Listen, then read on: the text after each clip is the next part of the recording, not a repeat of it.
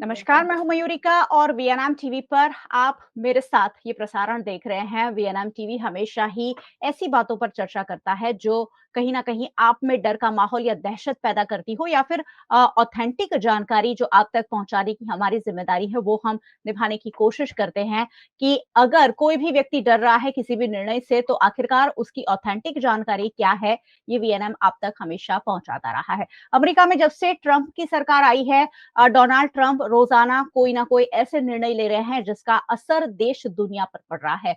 हाल ही में उन्होंने student visa को लेकर एक बहुत बड़ा निर्णय लिया है कि अब फिलहाल स्टूडेंट वीजा जो है शेड्यूल नहीं किए जाएंगे, जिसके चलते देश भर में, भारत में तो बहुत सारे स्टूडेंट यूएस पढ़ने जाते ही हैं, विदेशों से भी बहुत सारे स्टूडेंट्स जो हैं वो अमेरिका में पढ़ाई के लिए जाते हैं और उन सभी के भविष्य पर एक प्रश्नार्थ चिन्ह लग गया है। और ऐसे में काफी पैनिक का माहौल लोगों में हो ही जाता है। खासकर अमेरिका में जो लोग रहते हैं या जो लोग जाना चाहते हैं, उनके मन में एक डर, एक दहशत ट्रंप सरकार के इस निर्णय के बाद देखी जा रही है। क्या है इसकी सच्चाई और कैसे ये जो निर्णय है आने वाले दिनों पर स्टूडेंट्स पर, स्टूडेंट के भविष्य पर असर करेगा, ये जानने के लिए आज हमने एक खास सेशन डिजाइन किया है कि आखिरकार ये जो निर्णय लिया गया है उसकी सच्चाई क्या है। और बातचीत के लिए हमारे साथ बड़ोदरा के ही कानन डॉट सीओ की को फाउंडर सोनल शाह मौजूद है। सोनल मैम, बहुत-बहुत स्वागत है आपका।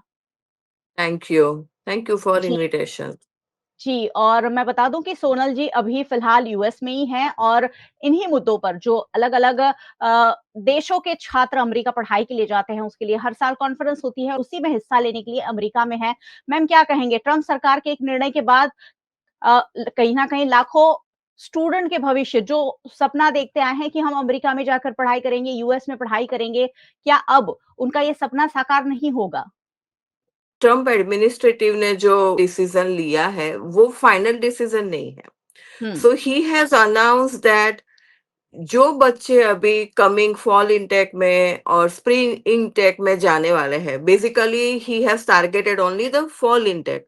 सो हुँ, फॉल में बहुत सारे बच्चे अभी इंडिया से and all over the world से applying for the visa.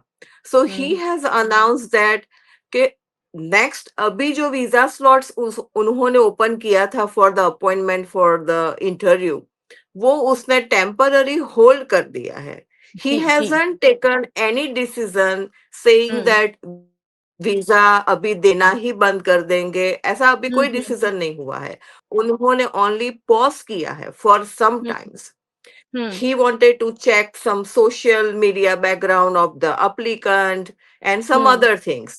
He जी, has a fear about the terrorism hmm, topics. So probably उसने वो सोच के टेम्पररी उन लोगों ने ये डिसीजन लिया है. This is hmm, only temporary. So the okay. Moment ही announce people were become panic and feeling insecurity and all, but then slowly when you read his whole statement आप पढ़ोगे, हुँ, so you will come to know कि this is all temporary. He hmm, will hmm, restart again. So if I say students को या parents को इतना panic नहीं होना है, जी। बिकॉज ये डिसीजन पे not only impact on all over the world to the students, but hmm, at the same time it's a big impact on US economy also. So right, he perfect. will not take decision. जी, क्योंकि लाखों की संख्या में जो students हैं वो America में पढ़ाई के लिए जाते हैं, अलग-अलग देशों से जाते हैं और ऐसे में अगर इस तरह के स्टूडेंट वीज़ा पर रोक लगती है, तो स्टूडेंट्स के साथ-साथ अमेरिका पर भी काफ़ी असर पड़ सकता है। मैम, इस तरह जो स्टॉप लगाया गया है, उसकी क्या वजह आप मानते हैं? फिलहाल क्या कोई चेकिंग हो रही है या क्या किस पर्पज़ से फिलहाल ये जो इंटरव्यू शेड्यूल किए जा रहे थे, उसे टेम्परेरी रोका गया है? So, as I said, Trump, maybe he is a different president of USA. Hmm, hmm, hmm, He takes sometimes aggressive and rigorous decision, but then after a few weeks or few days, he changed the statement. So hmm, people knows about that situations in USA. Hmm, However, he must be thinking about. So in one of the topic, hmm, he wants to do more investigations by using social media and other hmm, platform to know the students जो US में आ रहे हैं उनका background check करना है. हुँ, mainly उसका यही intention है कि the students is not belongs to any terrorism activity, or whether the students are what saying on social media about the US. He wants to hmm, know that probably hmm, is a primary conclusion. ये सब लोगों ने निकाला है. ये हम्म, जो हम्म, conference में हम आए हैं, सब लोग सोचते हैं क्यों इतना इमीडिएटली डिसीजन ले लिया. हम्म, So this is only again going to be temporary. हम्म। जी, बिल्कुल, ये निर्णय है टेम्परेरी है और इससे डरने की कोई बात नहीं है, लेकिन भारत नहीं के जो है. स्टूडेंट हैं क्योंकि अभी फ़िलहाल मैम ऐसा वक़्त हमारे यहाँ चल रहा है जब एग्ज़ाम्स खत्म होकर अब एडमिशन लेने का ये वक़्त है। ऐसे में अगर इंटरव्यूज़ शेड्यूल नहीं किए जाते हैं, तो इंडियन स्टूडेंट्स हैं, उन पर कितना असर होगा? Interview schedule, to be honest, जो बच्चे अभी हुँ, फॉल में जाने वाले हैं वो सब लोगों ने हुँ, इंटरव्यू डेट तो ले ली है. जैसे ओके, अभी ट्रम्प ने वीजा इश्यू करना बंद नहीं, बड़ोड़ा के ही हमारे 6 बच्चे स्टूडेंट्स वीजा इंटरव्यूज के लिए मुंबई गए थे, and um, they all got visa. Not a um, single student got refuse. So um, his intention is positive, but um, ये जो टाइम बिग उसने पॉज किया है वीजा इंटरव्यू अपॉइंटमेंट स्केड्यूल का, वो this hmm, is only temporary. Hmm. Visa तो दे रहे हैं अभी. अच्छा, फ़िलहाल वीज़ा दिया जा रहा है। लेकिन अगर आगे चलकर ट्रंप सरकार कोई ऐसा निर्णय लेती है, डोनाल्ड ट्रंप वैसे भी अलग-अलग तरीके के निर्णय लेने के लिए जाने जाते हैं, तो अगर यूएस नहीं, तो आपके पास हमेशा ही मैंने देखा है बहुत बड़ी संख्या में स्टूडेंट्स आते हैं जो अलग-अलग देश में पढ़ाई करना चाहते हैं। तो यूएस जितनी ही अच्छी पढ़ाई और कौन-कौन से देशों में अच्छा ऑप्शन साबित हो सकती है? सो यूएस के बाद नेक्स्ट कनाडा है. हुँ, कनाडा के बाद यूके भी बच्चे जाते हैं. Diversification is necessary. So US, Canada second hmm, options country we can keep. UK में जा सकते हैं. People students are going to Germany also. Hmm, and US के बहुत सारी university has opened campus in Middle Eastern countries, especially in Dubai and Qatar and Abu Dhabi. So hmm, students can go if they really want US degree, so they can go into the Middle East country, hmm, where they open the US university, open the campus. ये हुँ, possible है. हुँ, But people are going now, Germany, France, different other European countries जा रहे हैं बच्चे. Um, um, no doubt US की comparison नहीं कर सकते किसी के साथ. US is the okay, world best education provider country, um, but um, as a optional किसी को हुँ, जाना ही है बाहर to get an international exposure, then they can choose this countries also. Um. जी, बिल्कुल। तो अलग-अलग देशों में तो ऑप्शन है ही, लेकिन आशा करते हैं कि अमेरिका जल्द ही जल्द स्टूडेंट वीज़ा की जो ये है बहाल कर दे ताकि लोगों को जल्द से जल्द जो स्टूडेंट खासकर पढ़ना चाहते हैं। मैम एक सवाल और भी ज़रूर मैं आपको पूछना चाहूँगी क्योंकि अमेरिका जाने वाले भारतीय बहुत ज़्यादा है, वहाँ रहने वाले भारतीय बहुत ज़्यादा है। ऐसे में लोग अब पैनिक कर रहे हैं कि क्या हमारे बच्चों को वीज़ा नहीं मिलेगा? क्या हमारे बच्चे यूएस पढ़ने नहीं जा पाएँगे? अगर एक यूनिवर्सिटी में इंडिया में या कोई और देश में आप एडमिशन ले लेते हैं, उसके बाद आप यूएस जाना थोड़ा-सा मुश्किल ही रहता है। जो लोग पैनिक कर रहे हैं और अलग-अलग जगह आपको इंक्वायरीज़ भी आ रही होगी कि अलग-अलग कंट्री में कहाँ हम जा सकते हैं। ऐसे जो लोग पैनिक हो रहे हैं, उन्हें क्या मैसेज देंगे? सो panic जो students and parents है, I would suggest please do not panic at all. Calm down. This is only temporary hmm, decision. And visa तो मिलते ही है. हमारे हुँ, बड़ोड़ा के 6 स्टूडेंट्स को वीजा मिले. They appear for the visa. उनका पहले से स्केड्यूल था, तो वीजा में कोई इम्पैक्ट नहीं है. Neither okay. इम्पैक्ट जो करंट स्टूडेंट्स यूएस में पढ़ रहे हैं उन पे भी कोई रूल्स नहीं इम्प्लीमेंट किया है. उनके हुँ, ओपीटी सीपीटी वर्क ऑप्शंस में कुछ भी चेंजेस नहीं हुआ है. हुँ, हुँ, This is just maybe he got some intuition probably and took a hmm, decision to pause the visa interview schedule. Hmm, Schedule appointment उसने वर्ड्स यूज किया है, बट लोगों ने ऐसे सोच लिया वीजा देना बंद करने हुँ, डिसीजन ले लिया. But it this is hmm. Not a right. Just the visa interview schedule for some times. जी। मैम अभी-अभी हमारे देश के जो हालात हुए हैं कि भारत और पाकिस्तान के बीच काफ़ी तनाव देखा गया और डोनाल्ड ट्रम्प ने कहा कि मैंने सीज़ फायर के साथ मध्यस्थी की। उसके बाद काफ़ी इस तरह के का माहौल बना कि ट्रम्प के खिलाफ काफ़ी कुछ बना कहा गया कि तीसरा देश कैसे हमारे वहाँ इंटरफेयर कर सकता है। एंड क्या आपको लगता है कि ये जो डोनाल्ड ट्रम्प का निर्णय है कहीं न कहीं भारत को या भारत के स्टूडेंट को ध्यान में रखकर लिया गया हो कि फिलहाल हम भारत को आईना दिखाएँ कि किस तरह से आपके स्टूडेंट हमारे यहाँ के पढ़ रहे हैं। क्या हमारे 2 देश के बीच जो कॉन्फ्लिक्ट चल रहा है फिलहाल, उसका असर यहाँ देखने मिल रहा है? No, this is not a right. This hmm, decision is not only for the Indian students, worldwide है. जी, ये सबके लिए इम्प्लीमेंट है. हुँ, उन्होंने सिर्फ इंडियन स्टूडेंट्स को टारगेट करके ये डिसीजन नहीं लिया है. जी, So yeah, so this is not that way. Is hmm, implemented to all countries in the world. जो बच्चे हुँ, स्टूडेंट्स फॉल के लिए जाने वाले थे, उन जिन लोगों ने अपॉइंटमेंट शेड्यूल नहीं किया है, this is all pre plan होता है हुँ, हुँ, यूएस का. हुँ, बट हुँ, कभी लास्ट मोमेंट में स्टूडेंट्स अप्लाई करते हैं तो dates were open for the visa interview 2 days ago. But suddenly hmm, this changes temporary. He paused. Maybe he will open again in a few weeks hmm, because it's lot of lobbying बन गई है. सब university एक ही जगह पे है, as I said in this hmm, conference at San Diego. Hmm, So hmm, they were lobbying. आपने सुना होगा few months पहले भी एक डिसीजन लिया था randomly that बच्चे को काम करना अलाउ नहीं होगा यूएस में, हुँ, and some students he deported. फिर से हुँ, वो रिवर्स डिसीजन इन्हें 2 months हो गए, and सब स्टूडेंट्स वापस चले गए हुँ, US. Hmm, So this ji, is also is going to be the same thing hmm, because जी, इसका reverse impact not only on the students but hmm, US economy and US employment में भी होता है. So it's ji, a बिल्कुल, big decision and he will not stop to ji. allowing foreign students to come US. जी, बिल्कुल, तो Donald Trump चाहे तब भी इसे अगर रोकते हैं, तो उन्हें बहुत बड़ा नुकसान हो सकता है। ऐसे में ये Yes. संभावना काफ़ी कम ही दिख रही है। मैम फिलहाल आप जिस कॉन्फ्रेंस के लिए हैं, वो भी स्टूडेंट्स के लिए ही होती हैं। क्या डिस्कशन हो रहा है कॉन्फ्रेंस में? So conference में अभी whoever I met, only one hmm, decision. Trump administrative is taking random decision over hmm, the night and then he change. हुँ, इसमें लॉ सूट्स बहुत होते हैं ट्रम्प हुँ, एडमिनिस्ट्रेटिव के अगेंस्ट में, बिकॉज बोलना एंड इम्प्लीमेंटेशन के बाद जो इम्पैक्ट है वो हुँ, बहुत बड़ी होती है. सो हुँ, ये डिसीजन से सही में वो फॉरेन स्टूडेंट्स को यूएस आना बंद कर देंगे तो 43.88 बिलियन डॉलर इकोनॉमी में इम्पैक्ट होगा in a year. And at the same time 378,000 people will lose the job.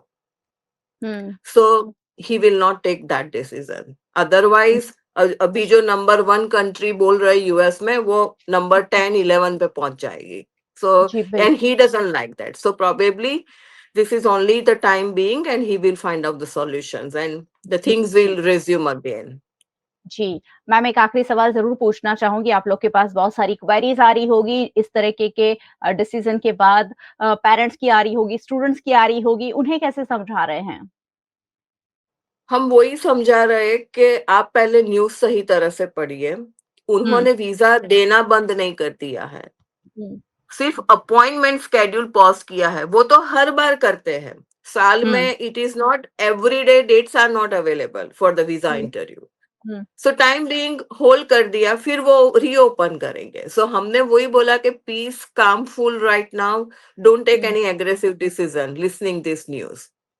The um. Things will change soon.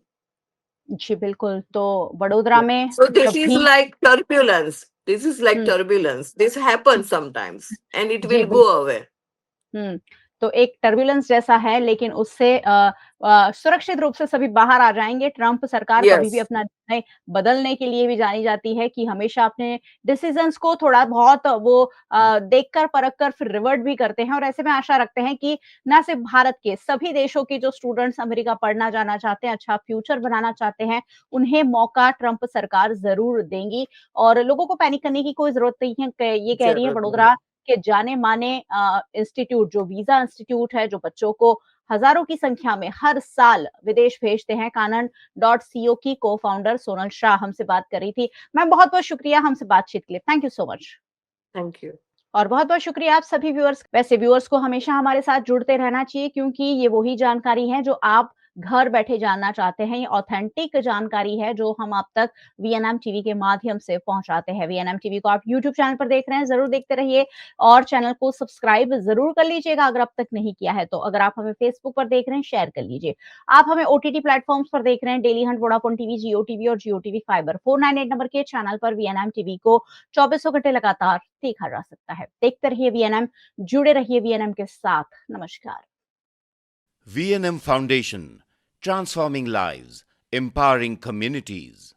Inspired by the late Sri A.D. Vyasa's life journey, the VNM Foundation was established in 2018, dedicating and making a positive and enduring impact on lives of individual and community.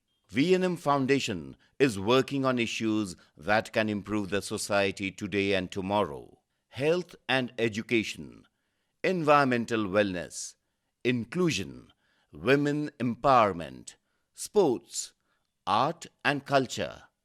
Collaborate with us. Sponsor a project through an annual CSR fund. Support activities and events for community welfare. Elevate your brand through annual association with VNM Foundation. Volunteer your time and skill. Donate now and claim an 80G tax exemption. VNM Foundation is registered under Section 80G of the Income Tax Act. VNM Foundation, transforming lives, empowering communities. For more details, contact 918734872606 or 919879572606. Mulberry Heights 3 BHK and 4 BHK premium flats, connecting you to a new way of life. Vadodara के most promising location new Gotri road पर आलीशान apartment. यहाँ बना है आपके सपनों का घर।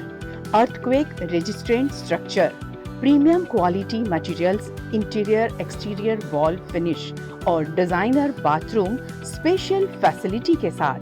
Multipurpose hall, AC gym, swimming pool, terrace garden, kids play area, indoor games, allotted parking, CCTV जैसी कई एमिनिटीज। मलबेरी हाइट्स, खुद के घर का खूबसूरत एहसास। Mulberry heights, opposite Darshanam club life, new Gotri, Vadodara. Contact 9712932205। Hotel Tarasons, Maharaja Sayajirao की नगरी में आधुनिकता को संजोती एक ऐसी भव्य होटल जो आपको कराती है कभी न भुला पाने वाला एहसास। तारास किचन के डाइनिंग में आपको मिलता है अलग अलग क्यूजिन्स का delicious pure veg taste. Taras country cafe में फ्रेंड्स और फैमिली के साथ बिताए पल आपको करते हैं तरोताजा। तारास बेकरी बाइट्स की हर एक बाइट आपके टेस्ट बड को करती है सेटिस्फाइड। तारासंस में वैकेशन मनाना हो या स्टेकेशन, आधुनिक लाइफस्टाइल को फुलफिल करता है एक बेहतरीन अनुभव। छोटी बड़ी पार्टी हो या सगाई शादी जैसे बड़े मौके, बिजनेस मीटिंग हो या करनी है कोई इवेंट, तारासंस के अलग अलग कैपेसिटी के बैंक्वेट आपके खास मौके को बनाते हैं बेहद शानदार। Hotel Tarasons, behind Yash complex, Geri road, near Sundaram Nagar, Gotri road, Vadodara. Is this the new RUV? Yes, it's the BG RUV 350. First time in India. With 16-inch alloy wheels, a hyperdrive motor for tough roads, and all-metal sturdy body, BG Electric presents India's first RUV. इतिहास के पन्नों में कुछ नाम ऐसे दर्ज हैं जो सदियों से विवादों के घेरे में हैं। नायक या खलनायक, भक्त या अभिमानी, स्वर्ण नगरी का राजा रावण हो या चाणक्य की राजनीति, हर किरदार की एक ऐसी कहानी जो अब तक अधूरी है। आइए चरित्र में जाने इतिहास और धर्म के इन विवादित किरदारों के अनकहे पहलुओं के बारे में। चरित्र, जहां कहानियां नायक और खलनायक से परे है। कहते हैं लीडरशिप क्वालिटी के लिए सबसे इम्पोर्टेंट होता है कि वो कितना पढ़ा लिखा इंसान है, उसके पास कितना ज्ञान है, उसके पास कितनी डिग्रियां हैं। इससे उसकी समझदारी को तोला जाता है। और ये समस्या केवल आज की नहीं है, ये समस्या काफी वक्त से चली आ रही है। और इसका एक उदाहरण है दिल्ली सल्तनत का एक ऐसा सुल्तान जो था तो बहुत ज्ञानी, था तो बहुत समझदार, लेकिन उसे फिर भी वाइस फूल किंग के नाम से जाना जाता है। इतिहास में कई शासक ऐसे हुए जिनकी नीतियां उनके समय से आगे थी, लेकिन जब वो जमीन पर उतरती तो या तो मिसाल बनी या तो मजाक। आज चरित्र में हम बात कर रहे हैं ऐसे ही एक सुल्तान की, जो अपने फैसलों से इतिहास के पन्नों में पागलपन और बुद्धिमत्ता का मिला जुला प्रतीक बन गया। मोहम्मद बिन तुगलक। मोहम्मद बिन तुगलक दिल्ली सल्तनत का 5वां शासक, जो 1325 में गद्दी पर बैठा। उसे पढ़ा लिखा, दार्शनिक और धर्मों के बारे में गहराई से सोचने वाला शासक कहा जाता है। अरबी, फारसी, संस्कृत और यूनानी भाषा में उसकी रुचि थी।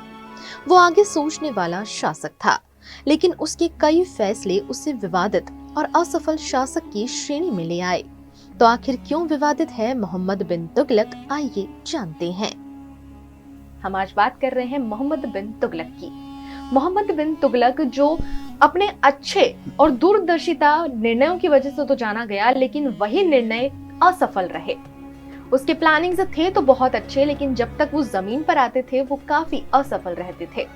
इसी के बारे में आज हम चर्चा करने जा रहे हैं कि क्यों मोहम्मद बिन तुगलक को आज उनकी नाकामियों की वजह से और जनता के बीच में जो वो विवादित चरित्र बन के रह गए, इसके बारे में जाना जाता है। तो आज की इस चर्चा को शुरू करते हैं। हमारे साथ में इस वक्त मौजूद हैं इतिहास के अच्छे जानकार सत्येंद्र सिंह जी, जो कि हमारे आज के गेस्ट हैं। बहुत बहुत स्वागत है आपका सर। आज हम आपसे सबसे पहले यही सवाल करेंगे कि उन्हें इन विवादों की वजह से जाना जाता, तो क्या था वो विवाद जिसकी वजह से मोहम्मद बिन तुगलक को वाइज फूल किंग के नाम से जाना गया?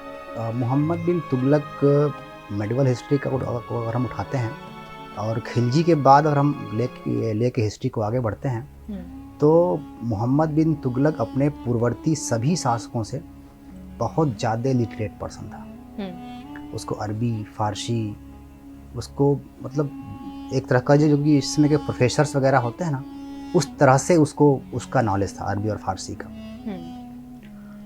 लेकिन वो आपने बोली है कि एक बात की पढ़ाई लिखाई ही सब कुछ नहीं होता है।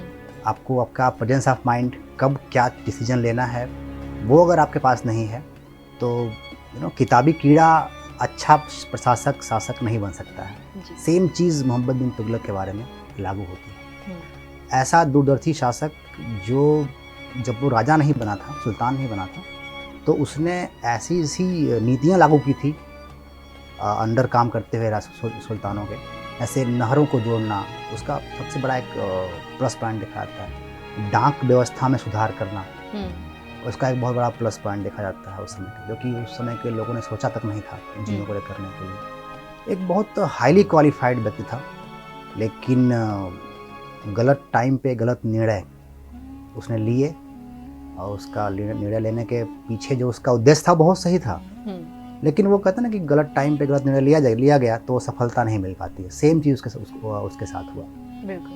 तो जो उनका पूरा 25-26 साल का जो उसका शासन था, वो बेसिकली इन्हीं सब चीज़ों के रिगार्डिंग रहा। मोहम्मद बिन तुगलक के कई ऐसे निर्णय जिनकी वजह से वो विवाद में बने रहे। इसमें सबसे बड़ा जो विवाद था कि उनका राजधानी को दिल्ली से दौलताबाद ले जाने का जो फैसला था, तो इसके पीछे उनकी क्या सोच थी और ये विवाद क्यों बढ़ता गया? देखिए, उनका जो कैपिटल चेंजेस का प्लान था ना, वो बेसिकली उसकी शुरुआत बहुत पहले से होती है। पहले जब शासन को संभाले, गद्दी पे आए, उन्होंने देखा कि यार प्रजा बहुत मतलब थोड़ा सा डैमेज थी, दुखी थी।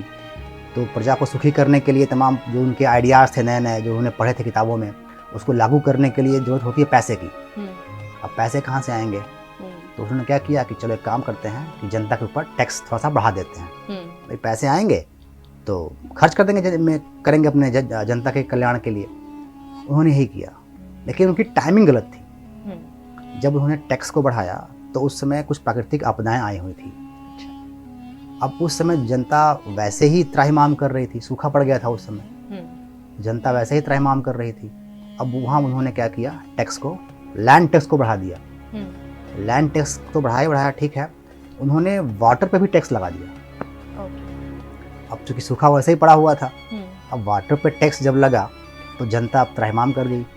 अब हुआ यूं कि जनता किसानी छोड़ करके डाकू बन गई, चोर बन गई, लूटमार करने लगी। अच्छा, ये कुछ समय तक चला। बाद में खिलजी इनको तुगलक को रियलाइज़ हुआ, हमने तो गलत कर दिया यार।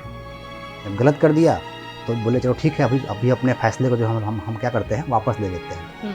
तो उन्होंने अपनी गलती को एक्सेप्ट करते हुए फैसले को वापस लिया, और यहाँ तक कि जो ज़्यादा कर वसूला गया था वो कर भी उसने जनता को वापस कर दिए।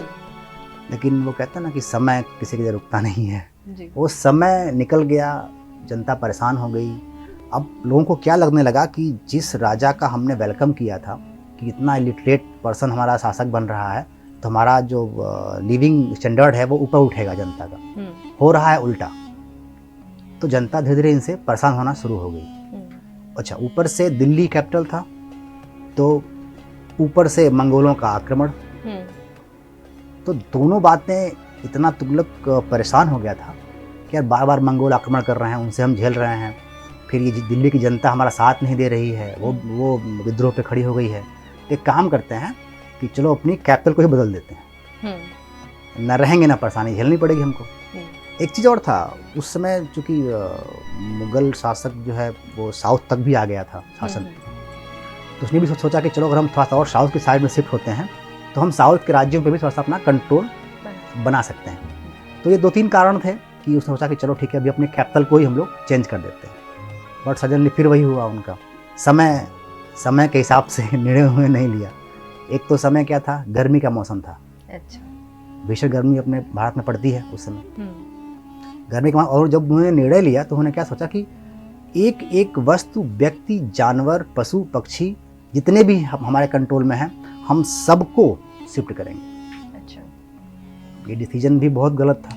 भाई कैपिटल चेंज होता है तो ठीक है, आप अपनी अफसरों को ले जाइए, आप बाकी चीज़ों को लेके जाइए, लेकिन उसने पशु पक्षी तक, गाय भैंस बकरी सबको बोला सबको चलना है मेरे साथ। अब उसमें अंधे भी थे, लंगड़े भी थे, मतलब एवरीबॉडी, कोई वहाँ रुकना नहीं चाहिए दिल्ली में। लेके निकल पड़े। अब जब निकले, गर्मी का मौसम, और जब तक वो दौलताबाद तक आते हैं तो रास्ते में बहुत सारी रुकावटें पड़ती है। थार का मरुस्थल पड़ता है, गर्मी का मौसम, थार का मरुस्थल, कितना गर्मी होगा वहाँ पे, हीट होगी। फिर आपको नर्मदा है, वो पार करना पड़ेगा उनको, सतपुरा की पहाड़ियाँ हैं, उनको पार करना पड़ेगा उनको। ये करते करते जब तक वो दौलताबाद पहुँचे तो पूछा भाई अपने उससे कि भाई क्या हुआ, क्या कंडीशन है? तो बोले साहब आधे तो मर गए रास्ते में ही। तो बोले अच्छा आधे मर गए? बोले हाँ आधे मर गए साहब, क्योंकि लंगड़े हैं, वो हैं। एक इब्न बतूता पुस्तक में जो उनका उसमें था, उसमें एक प्रसंग आता है कि जो लंगड़े थे उसको तो इसने मरवा दिया था। हाँ। कि भाई कौन लेके जाए इन लोगों को, वहाँ तक चल पाते नहीं थे। और अंधों को घोड़े के पीछे रस्सी से बांध दिया था, ताकि वो अंधे चूंकि रास्ता देख नहीं पाएंगे, हाँ चल सकते हैं तो पकड़ के घोड़े के पीछे रस्सी में चलें वो, और तब तक वो चले जब तक वो गिर के मर नहीं गए। तो उसने पूछा क्या हुआ, कितने लोग आए यहाँ तक पहुँचे? तो लोग सब आधे तो मर गए। तो बोले तो गलत हो गया यार अपना। फिर कुछ दिन तक वहाँ रहे, वो शासन रहे, लेकिन फिर वही है कि वो जहाँ वो पले बढ़े, जहाँ वो उनको दिल्ली की याद आने लगी बहुत ज़्यादा। तब बोले नहीं यार तो गलत हो गया हमसे, अब वापस दिल्ली चलते हैं अपने। तो ठीक है, फिर वापस वो दिल्ली के निकले। अब जब दिल्ली के लिए निकले तो आने में आधे मरे थे और जाने में भी वही सेम कंडीशन है। कब आप क्या निर्णय लेते हैं और कैसे लेते हैं, इसके बहुत कुछ आपकी सफलता इसके ऊपर डिपेंड करती है। तो ये चीज़ उनके अंदर बेसिकली नहीं थी। हाँ। जनता और परेशान उनसे होती चली गई इन चीज़ों को लेकर के।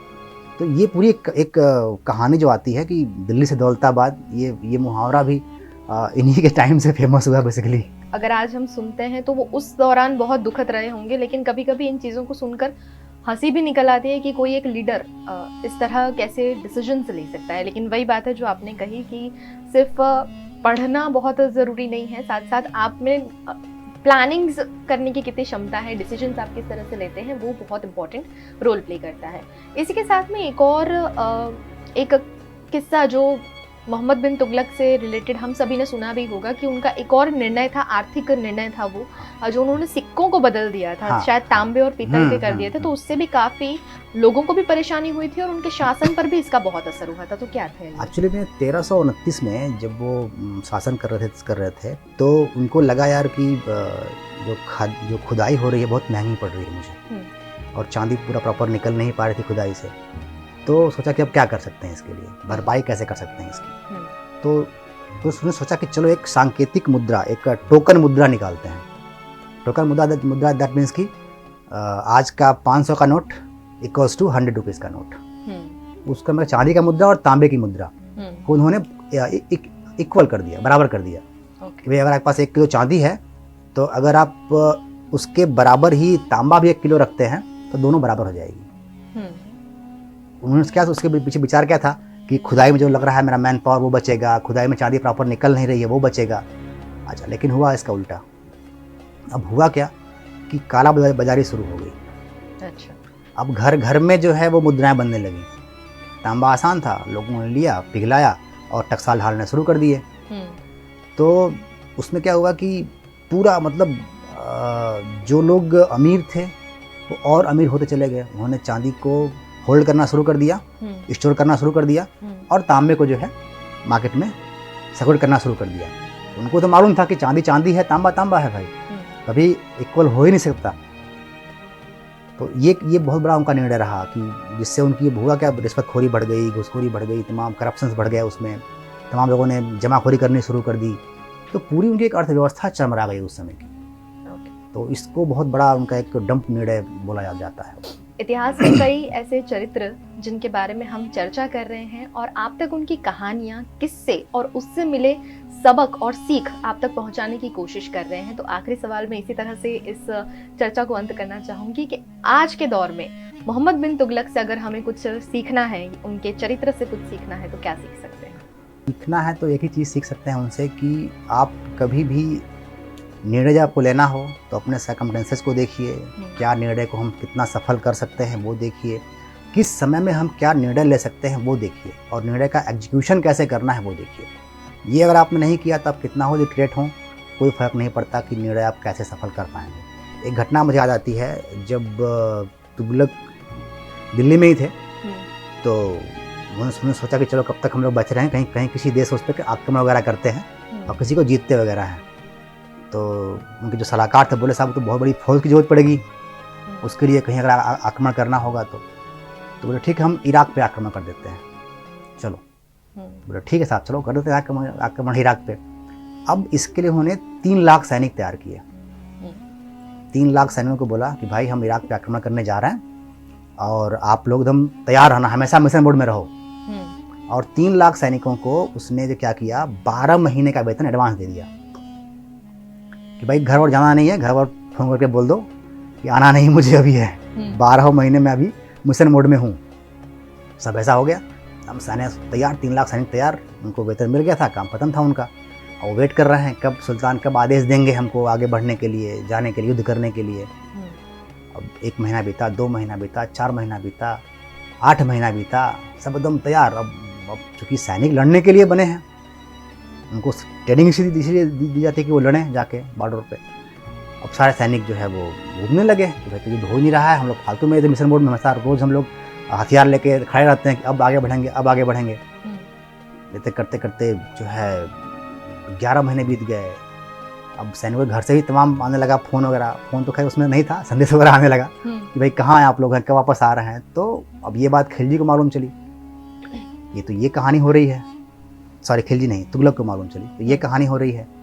तुगलक ने क्या किया, इराक से संधि कर ली, युद्ध के लिए 10 महीने में तैयार करवाया सैनिकों को, और जाके चुपचाप इराक से उसने संधि कर ली।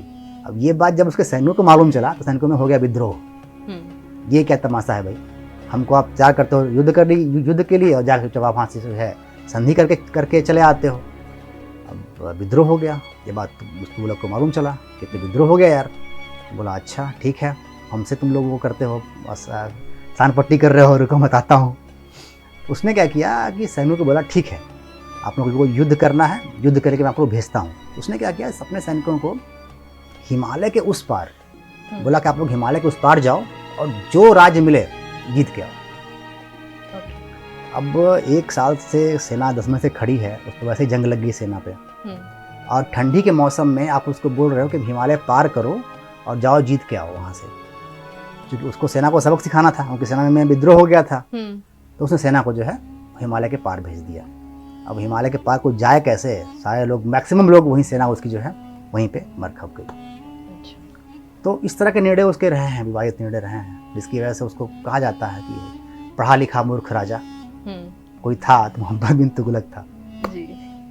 तो कई सबक मिलते हैं हमें इतिहास से। जब स्कूल में हमें इतिहास पढ़ाया जाता था तो हमें बहुत बोरिंग लगता था। हम में से शायद ही कोई ऐसा स्टूडेंट होगा जिसे हिस्ट्री का सब्जेक्ट पसंद हो, जिसे हिस्ट्री के बारे में जानना पसंद हो। हमेशा ऐसा लगता था कि ये तो हो चुका है, इसे जान के क्या मतलब है। लेकिन जैसे जैसे उम्र बढ़ती है हमें समझ आता है कि इतिहास के बारे में, हमारे भारत में जो चीज़ें हुई उसके बारे में जानना बहुत ज़रूरी है, क्योंकि अच्छी बुरी हर चीज़ हमें सीखने मिलती है, हर पहलू हमें जानने मिलते हैं और समझ आता है कि हमें ज़िंदगी में अब किस तरह के निर्णय लेने हैं, किस तरह का इंसान बनना है। तो यही हमारी सोच है। VNM TV के ज़रिए हम इस शो के ज़रिए आप तक यही बातें पहुंचाने की कोशिश कर रहे हैं। मैं बहुत बहुत शुक्रिया करूँगी आपका sir, thank you so much हमारे साथ जुड़ने के लिए। और फिर एक बार लौटेंगे इतिहास के इन्हीं पहलुओं को लेकर एक और चरित्र के साथ। तब तक देखते रहिए VNM TV।